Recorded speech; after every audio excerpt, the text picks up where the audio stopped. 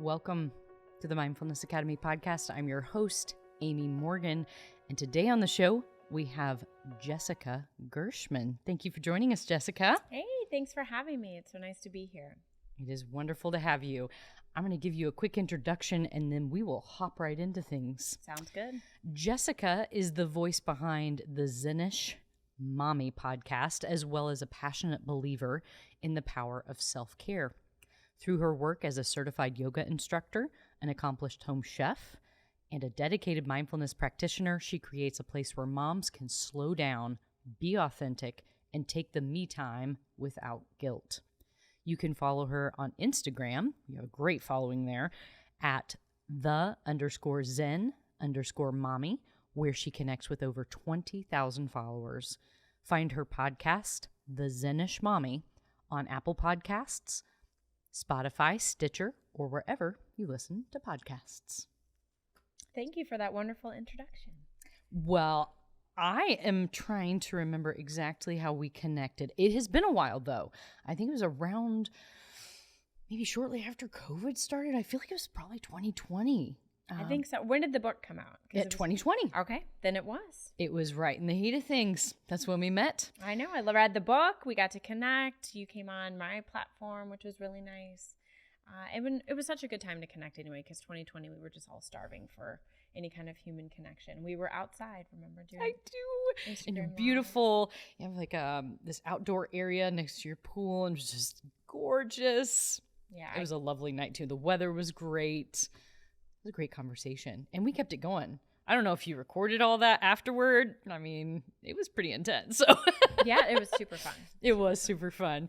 Well, I'm glad we are reconnected now. I always like to start the show by getting a little bit of a sense of who you are, where you grew up, a little bit of your training and background. So tell us who you are, Jessica. Ooh, God, I feel like that's kind of a loaded question. Who am I? Well, I had a varied past. I started my career really early at 19. Was in commercial development. Had a lot of suffering before I found my way into mindfulness and yoga and meditation. I was a public school graduate. I started my career at 19 really early, and had a lot of suffering. Really, my parents were both narcissists and type A, and you know how that goes. Doesn't usually fare well. And I had the birth of my first daughter in 2009. I was 28 years old. It was also the same time that the real estate market crashed. We went into the Great Recession, and it was a natural break. My dad's company was going bankrupt at the time, and I was having my first child. And I felt this really intense calling to do inner work on myself and find my own joy, if not for my sake, but for the sake of my daughter. And what I had not been able to accomplish up until that point in my own personal journey. And I've been in therapy probably since I was 17 years old, just trying to do the inner work, trying to reduce the suffering. But I had this calling with her, and I found my way into yoga. And that really started what is now like a 14-year love affair with the practice and the journey.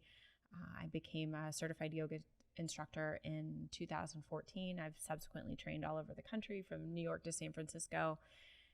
And that has been the path that I found a connection to God, a connection to the universe, a connection to myself. Yoga became my mirror, and didn't always show me things I wanted to see, but it was a beautiful mirror that led me on a path of true healing and transformation as I sit here today. Wow. That is quite the journey.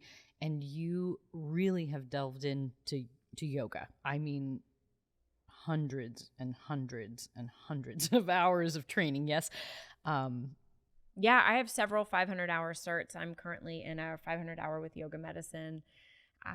It was my religion, really. I didn't grow up with religion. I converted to Judaism when my daughter was born, but I didn't feel this connection. When I started to read ancient yogic text and the sutras and the Bhagavad Gita, and really understanding these thousands of year old, text. And I was like, wow, these still apply. Like the same suffering we were having 5,000 years ago, sadly, is the same suffering that we're having today. And that was it was my path to awakening, and subsequently got into meditation and mindfulness through that path, and some deeper inner work. But yoga was my path to healing. Oh, that's beautiful. Do you have a particular pose or sequence that helps center you or heal you, whatever applies? Yeah, finding your seat, right? That's what yoga is about. Meditation. Getting to that point of stillness. And it's funny, my meditation practice was the last thing that came on board from a consistency. I think anyone that would say when you practice, there are certain poses that you hate. Those are the ones that you generally need to do more of. Like I don't particularly like eagle, just because my hips are tight and I don't have like a lot of internal hip rotation. It tends to be tight. But what we need most, we often resist. So for me, the most powerful part is just sitting in stillness and doing nothing. I say Shavasana. When you see the kids at the students in yoga classes that are rolling up their mat before Shavasana, and they're like, I'm like, no, that's the best part. That's the money part. Exactly. They say that in yoga, we're like a snowball. And so we shake it all up and we move all this stuff around. We move all this energy. And in Shavasana, in meditation, which is what it's preparing you to do, that's when the dust settles. That's when everything gets to kind of create new neural pathways. It gets to settle in a different way. And we've all shaken a snow globe. It's never going to look the same. It's all going to settle in a different way. And that's a beautiful vision of what that pose, the ending sequence of Shavasana or meditation does. It probably is my favorite pose. It is the moment where you get to be still, you get to let things be as they are, and to see how you are, what your snow globe looks like on the other side. I'm curious if you have experience teaching yin yoga. No, I don't have any I don't have any particular training in yin. It's so funny. When I first started practicing, I was like a hot vinyasa girl. So I was like, the hotter, the faster, the better. And that just shows kind of where you are in your mental state. But it got me to the practice. It got me to the mat. And then as I've aged and, your body slows down a little bit, despite every effort in keeping it going, I've definitely gravitated more toward yin postures, the yin practice, the slower practice. There's so much yumminess in that softness. And what I love about the slower practice is that it's accessible to most, at a lot of times, where maybe like a more vigorous practice isn't the best every day. In the winter, vigorous practice is great. In the summer, actually, it's like opposite. You want to do a slower practice. You don't want to you're already hot already. You don't need to add the external heat. Right now, the yin practices, there's nothing more yummy and gooey than shoving a bunch of bolsters and blankets and pillows and props and then just laying like a pool of, relaxation for minutes and minutes at a time. Yes. So would you describe what yin yoga is? I love the term yummy because so I'll do a little explanation in my own terms, and you might have some layers to go over it. So how I envision yin, which is one of my favorite practices, is getting into one position at a time, and some of it can be kind of as stretchy as you like. Sometimes it's kind of a hyperextension of certain areas of your body. Maybe you're kind of bridging your back in a particular fashion and letting your body settle into it. So you've shaken that snow globe, and then you're letting it settle in that particular position. And you're noticing all these sensations, and you have these choices, right? Whether you want to shift a little bit because it starts to get uncomfortable, typically, I find, or if you sit with it and get really curious about, I think my legs are going numb. Isn't that interesting? And seeing what happens. And then the opposite of that is kind of going back into, for instance, kind of a recovery pose of, maybe it might be Shavasana, where you get to kind of feel your body kind of tingle back into life in a different fashion. You've opened things up, and you've moved it in a way that it's not used to holding. And it's usually for several minutes, which is, it's a practice. And so I think it taught me during a very difficult time in my life how to physically be with uncomfortable things, because my path was different than yours, probably going to be essentially kind of the opposite. So it's very interesting to talk with you, because my practice started with MBSR, so mindfulness-based stress reduction, which from my experience in the training had been, very focused on your senses, of course, but which I think you're going to lead us in a practice in that later, but it's very meditation-based.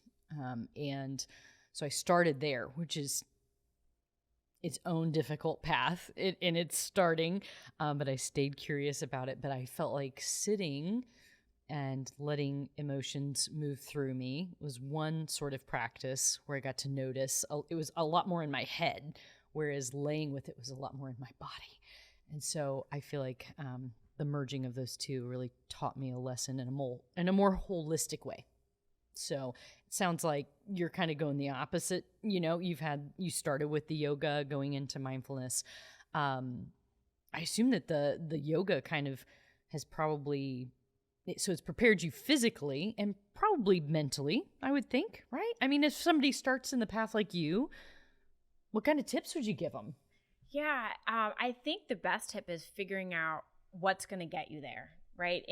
For me, I was a very physical person. I like physical activity. I'm very fitness focused. I've always taught group fitness. I was back teaching kickboxing in the Billy Blanks days, back in the day. Love me some Billy Blanks. So it was an easier transition for me to find internal awareness. Yoga for practices is really just being curious about yourself. I mean, the same thing with meditation. But if someone said to me at 28 years old, I want you to go sit for 20 minutes and meditate, I thought it was some kind of like torture device. And I remember sitting actually for 20 minutes and I was like, my eyes are open and I'm looking around. Everyone is like, are people serious? Like, this is terrible.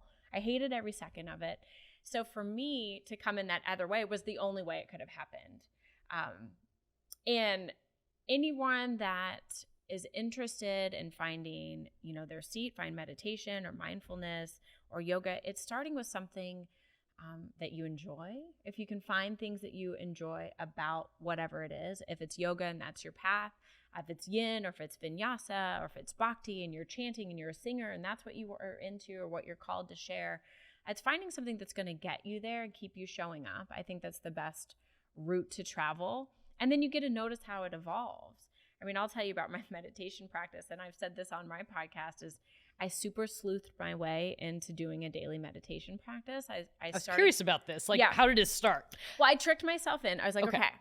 So I just started laying in my bed with the intention of not looking at my phone for a few minutes when I woke up in the morning. I was like, okay. So then that kind of turned into like maybe what would be about 5 minutes. And it was like, you have to do this before you could look at your phone. That was like the challenge and the reward. And then that turned into, well, now I'm going to sit up in bed. And then that turned into, well, I'm going to go get out of my bed and I'm going to go sit over in this day bed that's in my room. And I'm going to sit there for about 5 to 7 minutes. And then it turned into, now I'm going to go downstairs and have a meditation practice. But it took me a couple months to get there to do this. Not every day I get up for 15 or 20 minutes and I sit down in my office and I have crystals and I have mantra and I have breath and I have all these, visualizations and wonderful things now that I've developed. But I kind of tricked myself into, let me just start with this intention of I'm going to do something different. I'm going to put my focus here instead of saying, because for me, I'm all or nothing. A lot of us are black and white. I'm going to get up every day and meditate for 10 or 20 minutes. And then when you don't, you just throw everything out. And it's like, okay, well, I can't do this. I'm not good at it. I mean, how many times have you heard people say, well, I can't meditate. I'm not good at it. My mind won't slow down. I mean, I can't do yoga. I'm not flexible. I'm like, why do you think you should do yoga? To become flexible. Right. I mean, yes, that is the point. But yeah, it was just kind of easing my way into something, taking all of these restrictions on the idea of meditation. Like it had to be sitting, it had to be 20 minutes, it had to be with an upright spine. And, I took all of that away and said, okay, what if I just gave myself the freedom for this intentionality? And I was just going to take a few moments to myself. And then that allowed me to develop a practice that I actually really love and enjoy and look forward to every day. So same thing with yoga, like do a few postures from YouTube, check it out, do it from the comfort of your home. where you feel comfortable and safe. And, it's not everybody feels comfortable going into a yoga studio and being around what would appear to be all these people that know what they're doing. And you're the one in the back kind of looking around. I mean, that's uncomfortable. We don't like to try new things a lot of the time. So, start in a way that's going to get you in. Whatever's going to get a foot in the door is what I say is the path that works.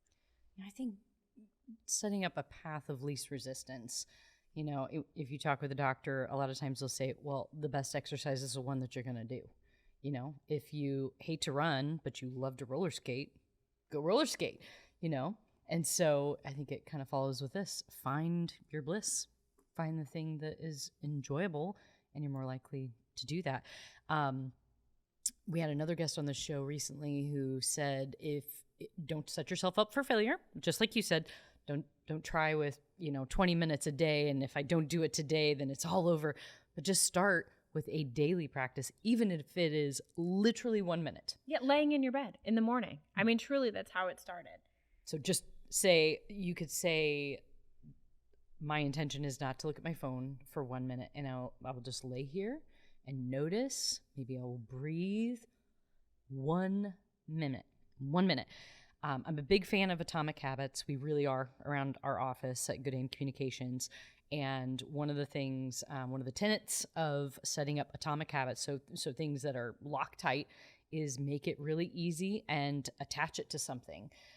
So path of least resistance. So first thing in the morning, you really don't have a sincere excuse. Yeah, those last 5 minutes in bed when you want to lay there. I mean, you're not actually getting like deep sleep or REM. You're not really benefiting yourself in any way. I'm like, you can get up 5 or 10 minutes early. It's not that big of a deal. And then just lay there, and it's attached to something. Maybe your alarm goes off, and instead of snoozing, you attach, instead of the snooze, I will notice for these however many minutes you're what's the snooze? Like 7 minutes? I think so. That's what I was trying to think. That's good. That's a good period of time. I like that. The time between the alarm and the snooze, that's a good setup. Well, I think our show's over. We have solved the world's problems. So one thing I like to ask our guests is to define what mindfulness is, in layman's terms. Yeah. So what is it for you? How would you define it? Well, I think we talk about mindfulness as being in the present moment. What does that mean? Like the present moment in yoga is like this breath, this one right here. And the key piece for me is like without judgment. So it's without the story in our head that we want to tell about the experience, because if we really think about it, our perception is our reality and what we take in. And then we attach a story onto all of this visual input and the experiences, and we create goods or bads or some kind of judgment on it. A lot of times about ourselves in the experience. There's a lot of, we run in a shame kind of spiral a lot of the times. But mindfulness is really just allowing the present moment to happen without judgment. So I always say, it's being that observer or that witness, that you really can be in the experience. You can practice mindfulness in an interaction of just being really present with someone, present with you now. I'm looking at your face and I'm listening to your words, and I'm not thinking about the next thing that I'm going to say.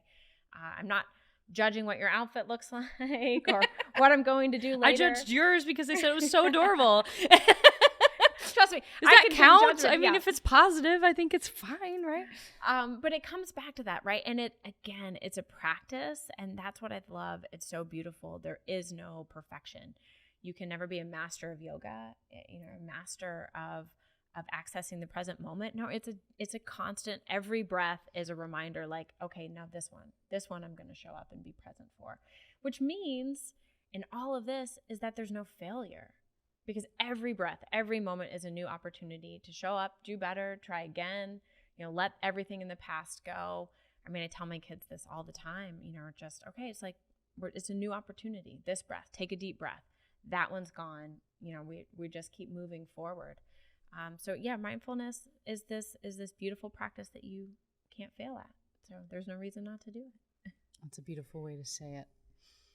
I'm curious. I definitely want to get into you being a mom, how mindfulness folds into that. But I'm curious, since we've kind of already started down the path of routines, do you have a typical routine? And if so, would you describe that? It sounds like you have built a morning routine around mindfulness, about 15 minutes, however the spirit leads in the morning, to get you into a positive space, which I think is a wonderful time to just reorient first thing in the morning. Find your North Star, and then you can sail. For sure. And we talk about path of least resistance. I mean, in the morning before the kids are awake is the time to do it. And so that's when I do my morning meditation. For me, I get centered with breath. I take a few moments. I work through just connecting with source. To me is the universe. It can be God. It can be all of humanity. It can be energy. I connect with that in my practice. I sometimes wrap, my loved ones in my light and extend that out. I work with mantra meditation. So I generally work with, I have abundance, creativity, and prosperity. Sometimes I throw other little things in, making my own money. I manifested that for a while. Going through just finding epic love and opening my heart to the experience of being loved by others. And I always end my meditation practice with just a simple thank you. And sometimes they're profound things that come up, just a little moment of gratitude. Sometimes it's silly things like I'm thankful for sun or peppermint bark or I mean, we all should be. I do. Add it to your list. I do love a good peppermint bark for sure. From Williams-Sonoma. Oof. That is that's the a best high that bar. I've found. Yeah. It's a very high bar for the peppermint bark. But, just ending in a gratitude practice is it reminds me of all of the things that, blessings that we have. And sometimes it's just waking up. And, today I did a meditation on just thanking my body of being this home to have a human experience. And no matter what I think about it on a daily basis, whether I like it or don't like it, or it fit into these pants or it didn't fit into those pants, this is my house. It's been with me since I was born, and it'll be with me until I transition. And so I'm thanking my body is a beautiful way. And then, it goes into feeding the dog and getting the kids ready for school and all of the things that transition into our life. The other thing that's really important is I schedule in, that first hour once I get the kids to school is my time to do physical activity, whether it's yoga or running or spinning or fitness or taking the dog for a walk. It's that hour of really making sure that I carve out that time for myself. And I don't generally waver on that for a lot of things. There'd have to be a pretty special meeting for me to kind of give up that time, because as a mom, I have 4 kids, I have a job, I have a podcast, I have all of these things and responsibilities. And if I push it off to the end of the day, my needs are going to go last. And that's usually how that goes. And it falls off. So I think this is a great transition to talk about your podcast, your vision about giving women this place to, without guilt, slow down, take me time, invest in self-care. And it's obvious that you are modeling that, but what kind of brought that about for you as something that was important to share with other women?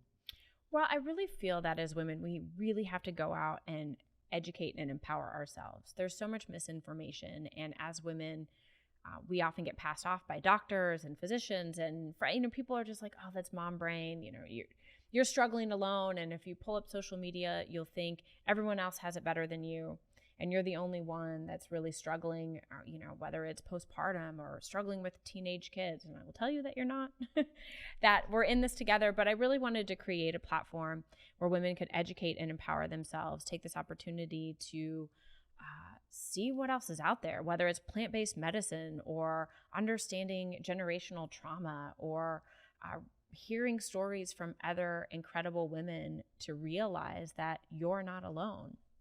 And that was a platform for the podcast. I realized very quickly in my yoga studio that, women would come see me for an hour for yoga, and that would be like the best hour of their week. And then they would go back, and the skills didn't transition beyond that. So, what can we do that will create this stress relieving toolbox? Because a lot of people aren't going to practice yoga on their own or feel comfortable doing that. And, on my platform, I really wanted to give these very short, actionable weekly tips, mindfulness, meditation, breath techniques, so that everyone listening, tuning in, can create their own stress relieving toolbox.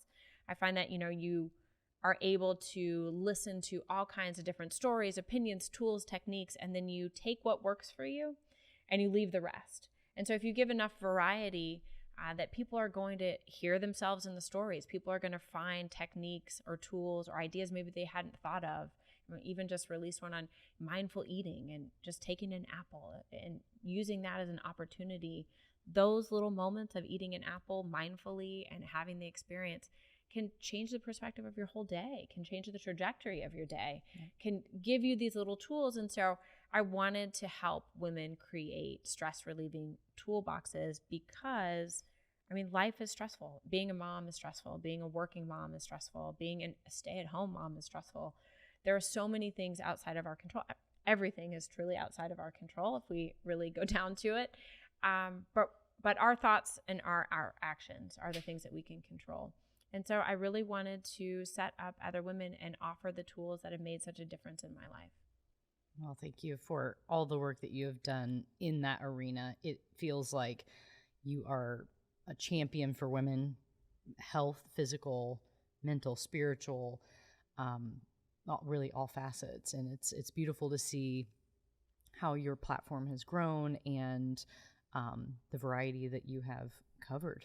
We get so much out of this opportunity, of this platform, of talking with people that we wouldn't necessarily normally be interacting with on a day-to-day basis. Right. But I've gotten so much out of the podcast and just answering questions, silly ones like what are the best baby names for 2023? And then really deep ones of like how we really do transfer trauma in our DNA, and it can go back 3 generations. And so it's all about education, awareness, empowerment. My tagline that I just love is with awareness comes choice. So we first build this practice of awareness, whatever that is, awareness of the present moment, awareness of what our monkey mind does, awareness of, what our negative self-talk is, awareness of our reactions, whether it's with our kids or our spouse or, once we build this awareness piece, then we have choice on how we want to proceed. And that is, once you recognize that connection, joy is not off limits. Like that opens up everything in joy and experience to you. I love that. I love that. With awareness comes choice. Letting that sink in. That's really lovely. I am wondering how you bring mindfulness into parenthood. Yes. Because you have a podcast named Zen Mommy. So tell us about that. 4 kids. What are the ages at this point? So 21, 19, 13, and 10. Okay. Yeah. So I have 2 stepsons that I raised, that I love dearly. I didn't birth them, but I raised them and have been in their lives since they were 1 and 3. And then I have 2 girls. That teenage one is a little rough. And then I have a 10-year-old that's still holding on to her sweetness. But 4 kids. Yeah. And I think you have to be mindful when you parent because the reactions are deep. You want to talk about generational reactions. Depending on how you were parented, we hold a lot of trauma from our childhood, even in the most joyful childhoods. And it can be really easy to impart our own experiences and trauma onto our children. When we're not mindful, we can often suffocate and squelch kind of our children's identity and impart our vision and views and values. And our children have their own lives. Our lives are not their lives. That was a lesson that I learned really early on that I still try to practice. I mentioned to you that my oldest daughter is going to go to boarding school. And she said to me last night, she said, you haven't really said much about the schools and, what I said, I've really tried to stay out of it. This is your journey. This is your experience. I want you to go with your gut. I want you to follow your heart. I want you to really think long and deep about what the next 3, 5, 10 years of your life looks like without my opinion. Now, you get into the school and you decide where you're going to go. I'm be the biggest cheerleader, the loudest cheerleader. But the mindfulness piece is just separating our own wants and needs and desires, reactions and habits from the present, from the experience. With my kids, I use the little tagline like do you want my opinion or do you just want me to listen? Oh, I love that one. Yeah. I think I just heard that in another podcast, and I thought it was brilliant. And sometimes they want your opinion. Yeah, right. Sometimes they're like, yeah, no, I want to know what you have to say. And they're like, no, I just want to vent. And some of it is recognizing that we're here to hold space for our children. That's kind of it. We're not ready to be there. Like, I love this. We're the bumpers in the lane. I'm a terrible bowler, so I like the little bumpers. We're the bumpers in the lane. We are not the bowling lane. The lane is our children's lane. We're the bumpers to kind of keep them safe when they mess up or when they need you or when you just want to bump them back into the center, but you're not the lane. It's their lane. And I think mindfulness is that beautiful practice that is going to get you there because, again, it's going to give you that awareness piece. If you can't even recognize where you end and your child begins, it's hard to separate that. It's hard to allow them to grow and be whoever they're going to be and celebrate them for exactly who they are because we put our own like opinions and judgments on them. And that is lovely. So I kind of hear mindfulness is kind of being aware of not being enmeshed or codependent almost. It's saying you are your own separate entity. I am here as like the bumper. I love that analogy. I'm going to keep a hold of that one for myself. But giving them lots of leeway to make mistakes. I think that is one of the joys of children getting older is starting to give them more choice. Our family is moving to a different part of town, like I mentioned while we were chatting before we started here, and we brought our kids in on that decision. At this juncture, they're 8 and 11, so 3rd and 6th grade, and we showed them the house we were looking at and the neighborhood we were considering, took them to some events in the neighborhood, let them get to know some people. I've taken them on school tours, but at the end of the day, we decided to have kind of a democratic process around this because it wasn't just my husband and I saying, hey, we're moving. If the kids are completely miserable, then we're not winning as a family, right? And so realizing that they have their own experience. And of course, they're happy with it, but we are having lots of tears at this point because they're realizing the ramifications of it. And as a mom, I'm wanting to shield them from that, oh, you're going to miss your friends where we live now. Oh, you're going to miss your friends that you brought together in your school and you loved your music program or whatever it might be. And I was sharing this with a dear friend of mine recently, and she said, Aimee, your kids are going to have their feelings and you need to let them have them. It's not your job to fix them. They're going to feel the feels. And that was also freeing. Again, where they end and I begin, and it kind of just helped me realize it's okay to let your kids have big emotions, or as one of my friends calls, big energy, because you can do a lot with energy, right? If you have the energy, you can run it off. You can meditate and sit with it. You can transform energy. You can choose to make yourself a better person when you have big energy, big emotions. And it's hard. It's hard to let them just cry and not try to change the whole outcome of everything.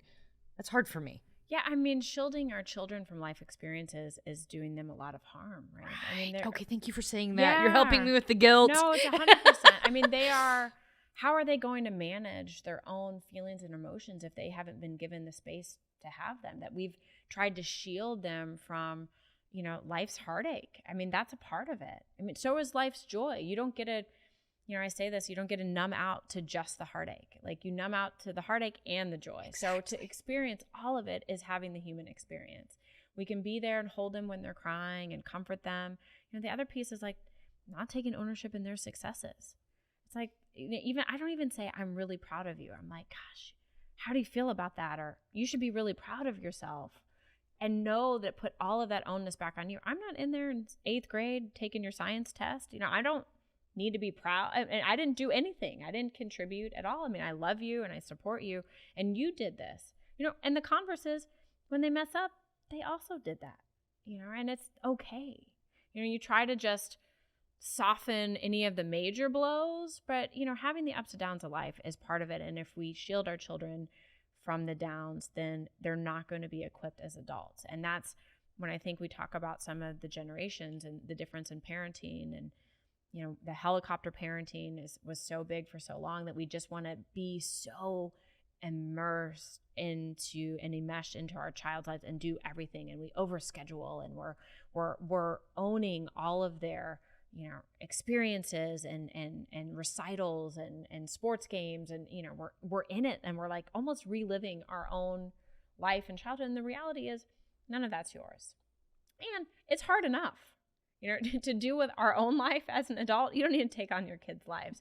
So the best things to do is to just comfort them, be in that space where they know that they can come, let them cry, let them feel it. My kids love me. They make fun of me all the time because when they're having some big feelings, I'm like, okay, so where do you feel that in your body? Yes. And then I go one step further, and they really hate me for this one. I'm like, okay, is it bumpy or scratchy, or does it have a color? And they're like, shut up. But I was like, seriously, if you sit and actually feel it, is it hot or cold or scratchy or bumpy or loose or airy? Is it blue? Is it red? And, those kind of things of just like, as laughter, as much as they laugh at me and make fun of me, but it is like these little kind of imparts of wisdom, like take a minute. I know it sounds silly and maybe it doesn't feel bumpy or scratchy to you right now, but if you take a minute and allow your body to feel those emotions, they're going to eventually go away. Nothing's permanent. We don't feel blue forever. We don't feel happy forever. And you allow yourself to feel it. It takes the intensity out of the emotion, right? I mean, obviously know that. Absolutely. So yeah, giving them that verbiage, as silly as it is, and be like, all right, let's check in. How do you feel? Where is that in your body? Is it in your knee? Right. And it's empowering. I mean, Brene Brown is an advocate for precision in our words, with her recent book, Atlas of the Heart, which is lovely. And I think that this is a cousin to that. Or maybe it is what she's really saying, is using precise words.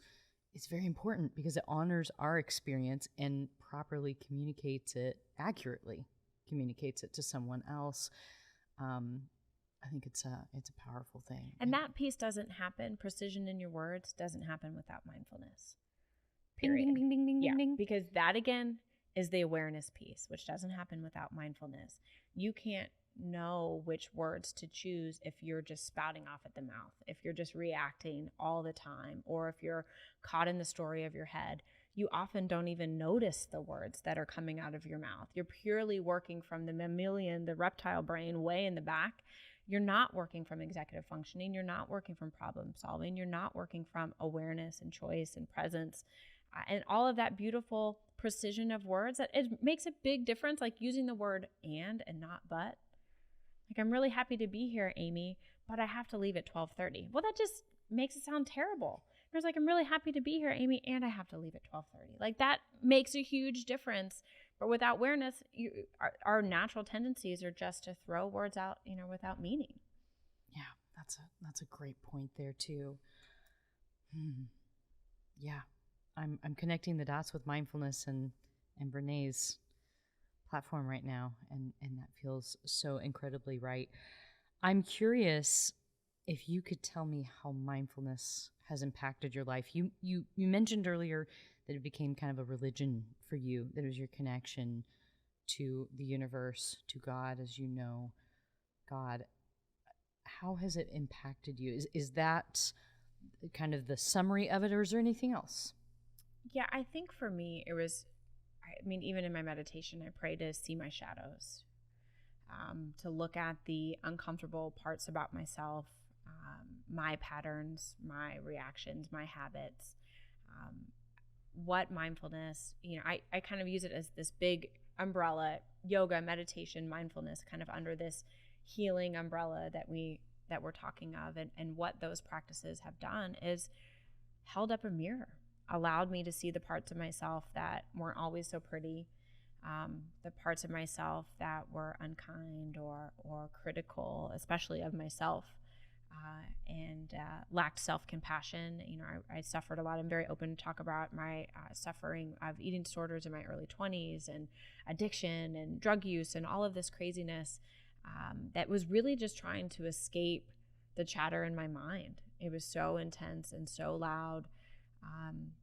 And so for me, softening that, 20 years ago, I could have never sat for 15 or 20 minutes and been able to feel good. That chatter was really, really intense and really critical and really negative. And so all of that practice has allowed me to forgive myself. I greet myself with a lot of compassion. I've done a lot of inner child work. I've met little Jess in this journey and felt compassion for her and sadness for some of her experiences. And move forward, I live without regret. I truly believe that even in my darkest of days, I was making the best decision I could with the information I had at the time. Wouldn't necessarily make some of those choices today sitting here, but it is the path that got me to where I am. I choose joy every day. I choose moments of joy. I choose moments for myself. I choose the opportunity to begin again. I apologize a lot. I admit when I'm wrong, especially to my kids. I think that's so important to apologize. We are not going to be perfect as parents. I mean, that's the Zen-ish, right? We're not Zen. I mean, Zen is, a really high bar and something to strive for. And some days I'm more Zen than others. And some days I'm more crazy than others. And some days I'm more stressed than others. But recognizing that and all of those tools of growth and evolution and introspection, forgiveness and compassion and joy, they all go together, in the experience. And that couldn't be achieved without the path of yoga and meditation and mindfulness. I'm curious, as we've talked about self-care, and we've talked about mindfulness and how those come together, I'm wondering if you have any tips for those who are looking for a path of self-care. Maybe they have a lot of negative self-chatter, and maybe it's even self-chatter that they're not aware of, because so much happens up in here, and until you stop and start listening to even be aware of it, holy cow, sometimes there's kind of like this maniac at the wheel. You're like, oof, you need to sit down, honey. That is not how I want to be thinking. And so just the awareness of it is big, but I know you've done a lot of inner work. And so hearing about all of that, meeting little Jess, beautiful kinds of work going on there. I'm wondering what might even be one step. So we've talked about the morning, being able to meditate like that when the alarm goes off. Is there anything else that can help? Because women have a lot on their plates. We're wearing a lot of hats. And especially when you hit kind of that sandwich generation, it just compounds, and it feels like, my personal experience, it can feel like it's just never enough. There's never enough time. There's never enough energy, never enough all these things. And that's my own negative self-chatter, right? We're going to admit that. Yeah, because it will never be enough if that's the way that we approach it. If we approach it. And so I know that's my own hang up. Mm-hmm. But what's maybe a way to dip the toe into self-care and or mindfulness? You get to choose, and it might be kind of a marriage of the two. Yeah, I mean, the reality is we all have the same 24 hours in a day. CEOs to stay-at-home moms and everybody in between. And no matter your level of busyness, the time is the same for everyone. And it becomes down to choice. And the reality is you have to start choosing yourself first. Oh, let's say that again. Yeah, you have to choose yourself first and foremost, over everything, over your job, your career, your relationship, your children. You have to choose you. You have to feel worthy enough to choose you. How do you get there? It's different for everybody. For me, it was a combination of, a lot of therapy and support groups and education and books. And there's a great one called Soul Without Shame that really highlights the inner critic, that crazy voice in your head that talks about self-judgment and criticizes you or has a story about every experience.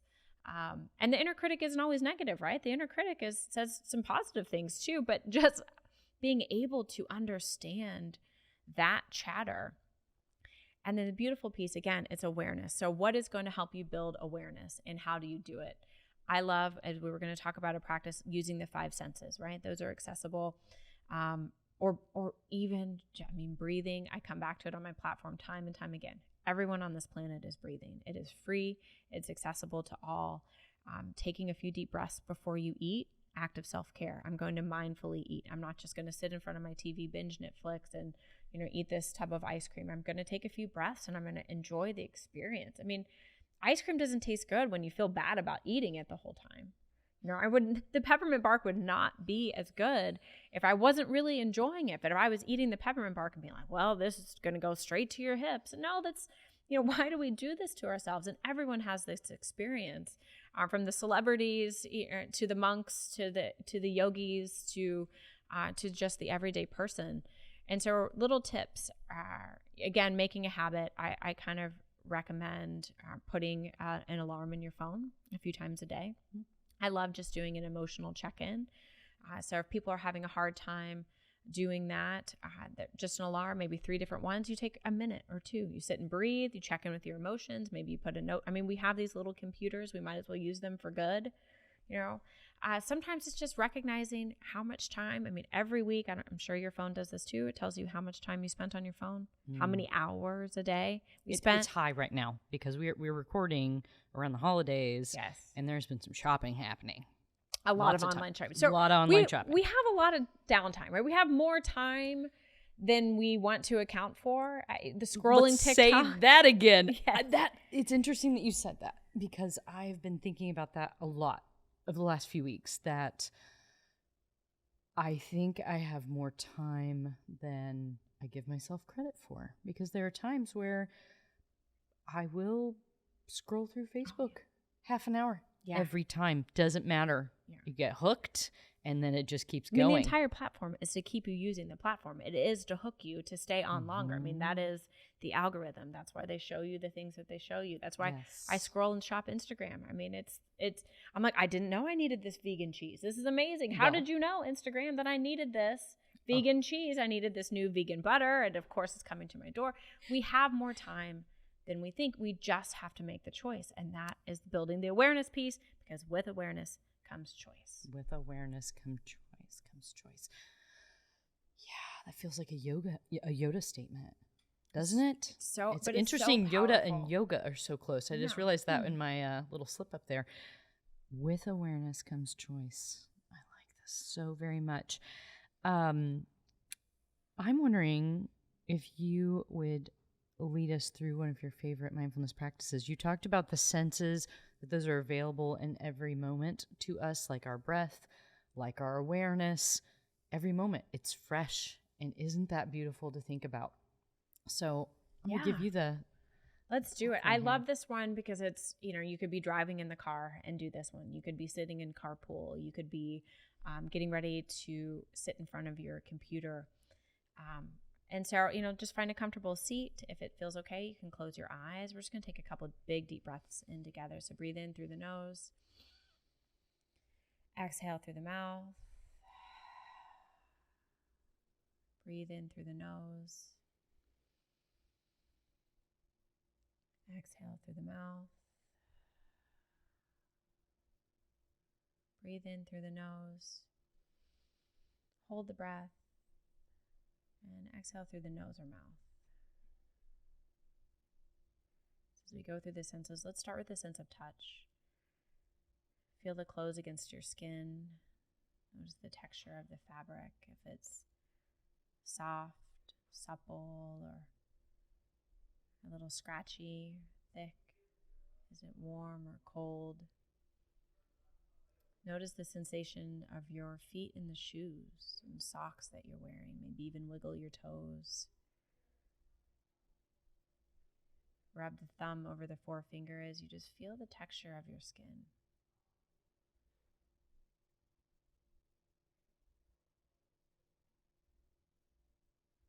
Going to the sense of hearing, just notice the sounds in the room where you're sitting. Without judgment or labeling, just allow the intention to go from sound to sound. Just noticing, and then see if you can press your sense of hearing outside the four walls, maybe outside of your home or out into the street. And maybe as far as you can, listening for sounds off in the distance. Again, not needing to figure out what they are, where they're coming from. Just notice.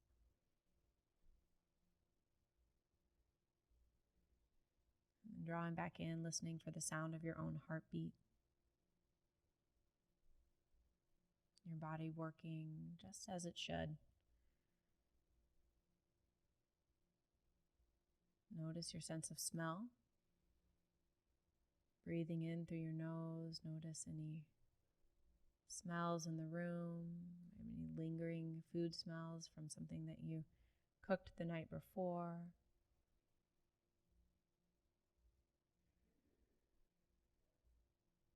Feeling the sensation of the air as it enters the nostrils. You notice as it's cooler as it comes into the body and warmer as it leaves.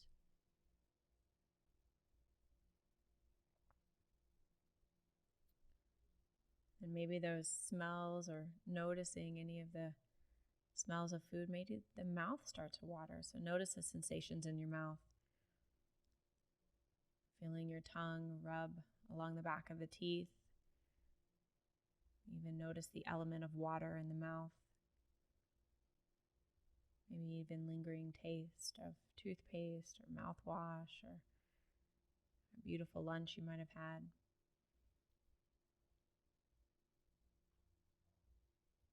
And then for the sense of sight, just allow the eyes to gently open if they were closed, or keep them closed. We can notice the natural phenomenon behind the closed eyelids and expansiveness. And if they're open, just allow them to kind of gaze off in the distance. It's like a gazeless gaze as you're taking in the sights and surrounding, but without fixating on any one particular sight. And you just allow it to move from object to object.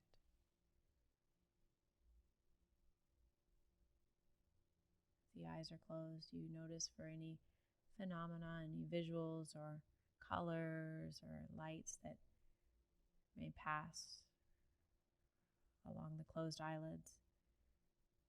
And then just coming back, let's take a grounding breath together, breathing in through the nose and out through the nose or mouth, whatever feels comfortable. I love to check in and just notice how you feel after just those few moments. If the breath may feel a little calmer, or the chatter may have softened, or maybe the mind is busy, and that's okay too. I feel calmer. It's nice, just that little, like a little mini vacation. Oh, isn't it? Yeah. One thing I've been curious about is, what do women usually say when they come to you? It starts with a lot of I can'ts. Okay. I can't meditate. There were a lot of women that I couldn't even call it yoga. It was just stretching. I was like, right. But it's secretly yoga. You'll eventually be a better person. I know it. But yeah, it's trying. I don't sleep well. I'm tired. I'm stressed. I'm exhausted. I mean, there's that badge of exhaustion that we've sensationalized as a society. And I've interviewed so many women. One wrote a book about, like rewriting the supermom. Like, let's let that go. Let's let this exhausted, overworked, underpaid, lacking self-care, to the point where self-care has gotten like this really negative connotation, and another bar that is aimed so high that people just start to feel even more less than they did before.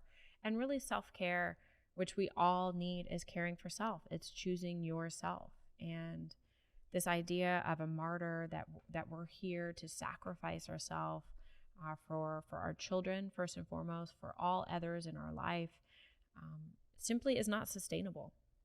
And so a lot of women, I've found, at this point where, it's an illness that brings them down, or a tragic life event, or a divorce, or a loss in some way that gets them to the point and say, okay, this is it. I have to start choosing me. But the beautiful thing is you can choose you at any moment. You don't have to get to that point. I mean, I personally, of course, was at that point in my life where, I had to make some really deep shifts. And I'm so grateful that I did, because the path would have been a little bleak had I continued on that path. But the opportunity is always there. And for all the women listening, it is possible that we can just start to choose ourselves. And I think it's important that we sensationalize that piece of saying no, of honoring ourselves, of listening to our body. I mean, even my meditation this morning, I was like, what does my body need? Okay, my body needs a day off. It needs rest.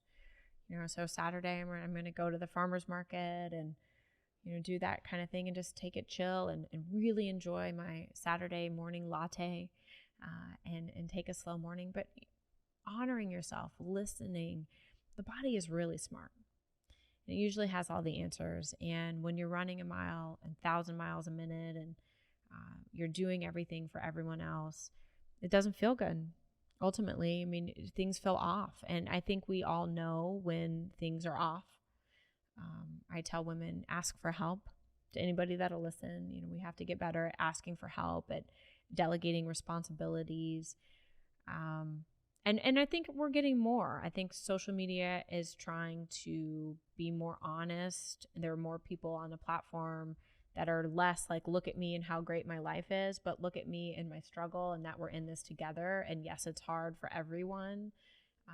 That even the people you admire and your mentors and the people you look up to, they're struggling too. And we're all in this together as a collective human suffering. It's just part of the human condition.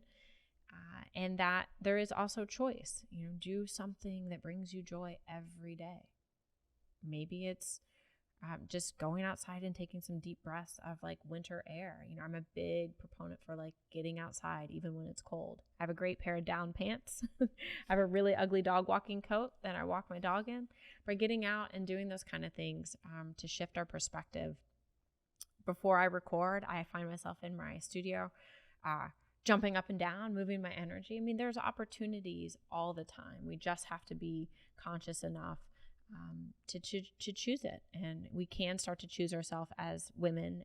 We can start to support our friends in choosing themselves and let go of the shame that we need to be anything different or more. It's great if there are people out there Pinteresting their life away and Etsy shopping their elves on the shelves and all the things. That's incredible. And I love and respect all of that. And it's okay if that's not you either. It's okay if you're just getting by, but choosing a moment for yourself every day. And sometimes it's just breathing. Which is free. Like you said, no special equipment required. You don't have to buy anything. Nothing required.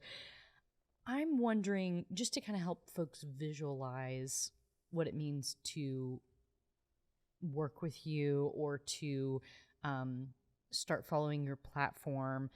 I mean, where's the entry point? So you have women who say, hey, I can't, or I don't know what I'm doing, or I can't sleep, or all these things that you had said. What then? So if they come to you with that, what might be step one? Should they sign up for an e-newsletter to get used to you? Do you have other sorts of services that would be a good first step? Where I love, on the platform of the Zen Mommy Podcast, I made all of the breath meditation things. They're all like under 10 minutes. So we have to start going from I can't to I can. So if everything is I can't choose me, I can't sleep, I can't, eat healthy, I can't move my body, I can't take a moment for myself. That's a tough place to be. I mean, we start ourselves up for failure. And so finding something that you can do. Can you wake up a few minutes earlier? And even if it's a minute, I mean, we can find that as a humanity, as women, as a collective. So starting to find what your entry point is. I love just the education piece, whether it's, my platform or yours or going to resources. There's so many free resources. I mean, the internet's been bad. The internet's been great about providing these educational opportunities on YouTube or podcasts or social media that bring joy, and finding these little free moments of, okay, I've got 5 minutes. I'm going to look up a breath technique, or I'm going to learn about holistic healing because I'm not sleeping well, and I'm going to see what kind of resources are out there. I'm going to talk to my friends and what they're doing. We have to start being our best self-advocate, and we have to take our own health journey, our mental health journey into our own hands. And no one else can do it. I mean, self-care is self-care for a reason. It's self. No one else can do it for you. You have to start doing it for yourself. And when you come into this, I can't, you're here, right? You're listening. If you're listening to this platform, then you're doing something. You're doing some self-care just by listening to this. That's right. So the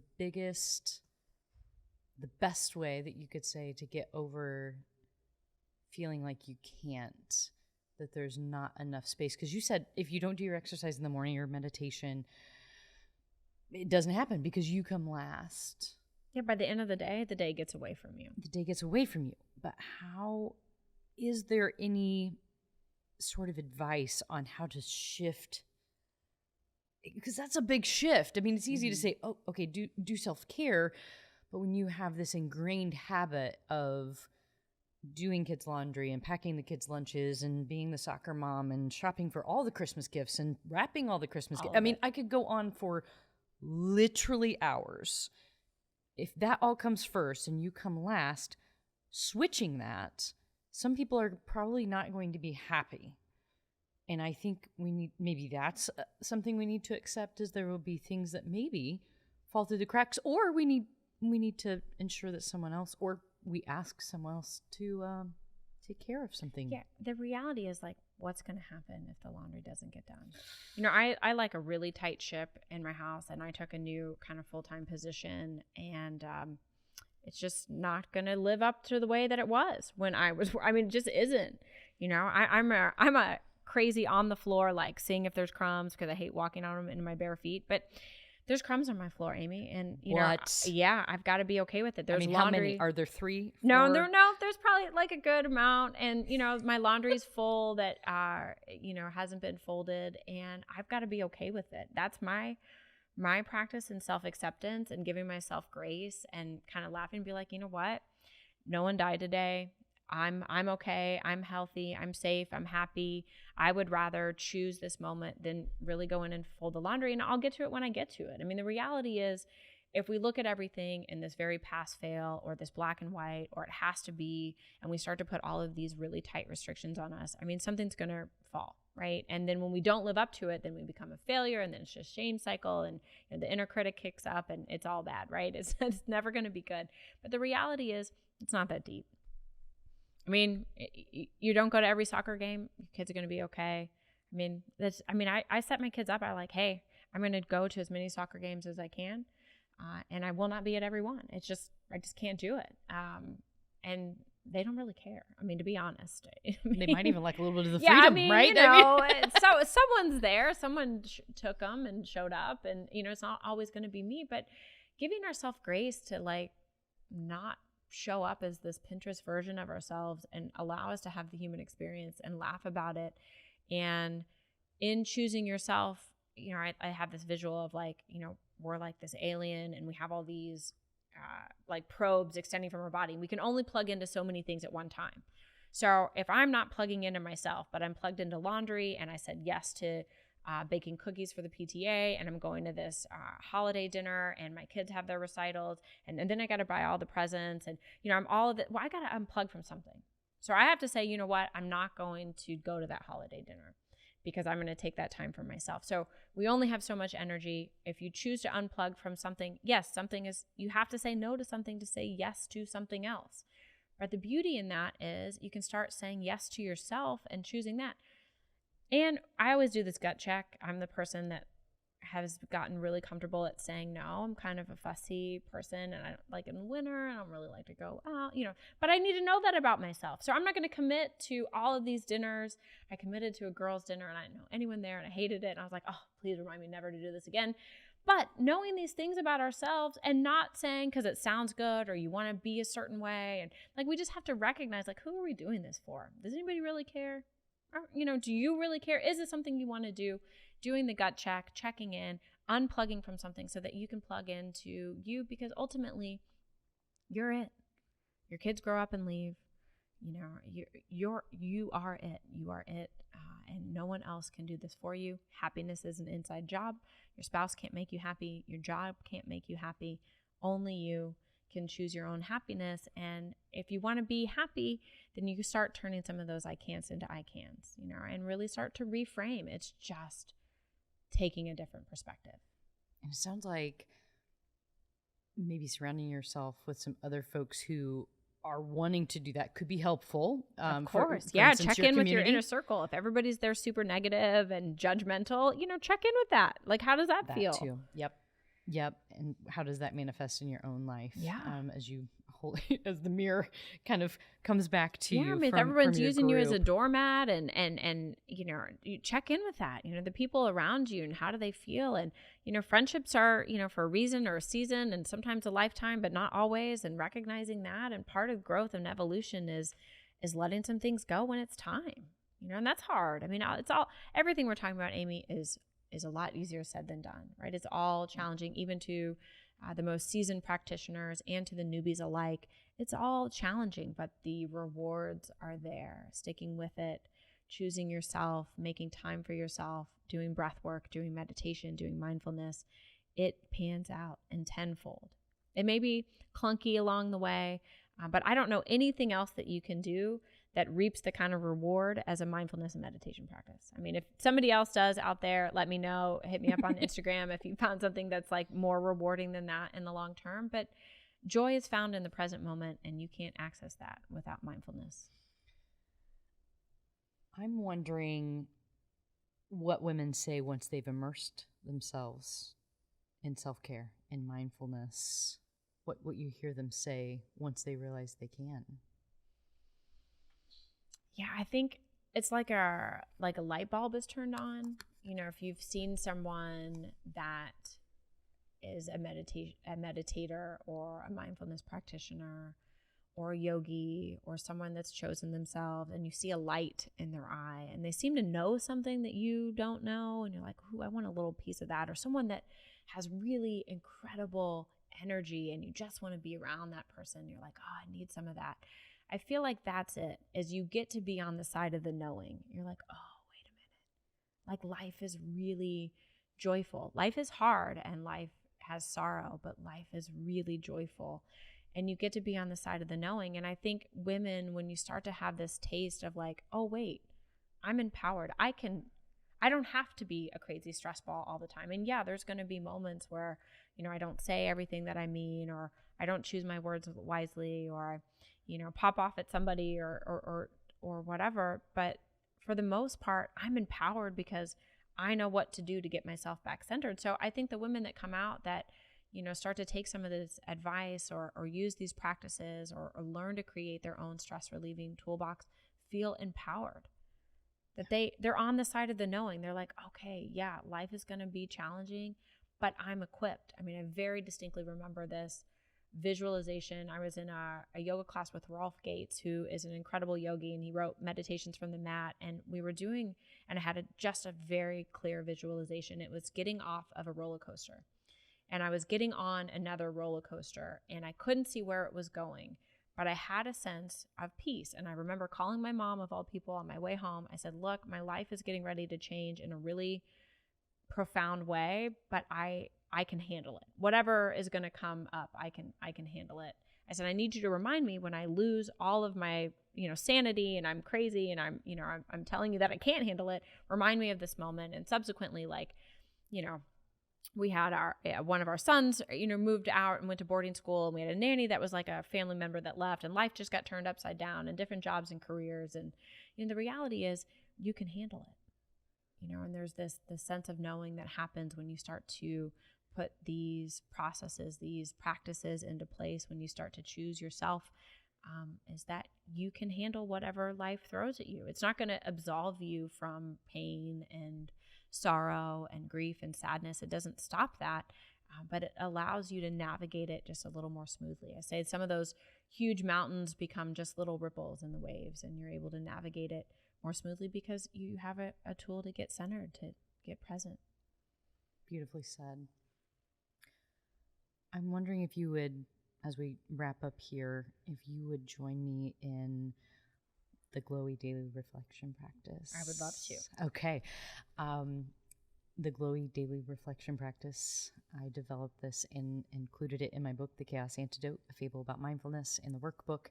And it's something I do with my daughter, actually, daily. She demands that it happens before bedtime every single night.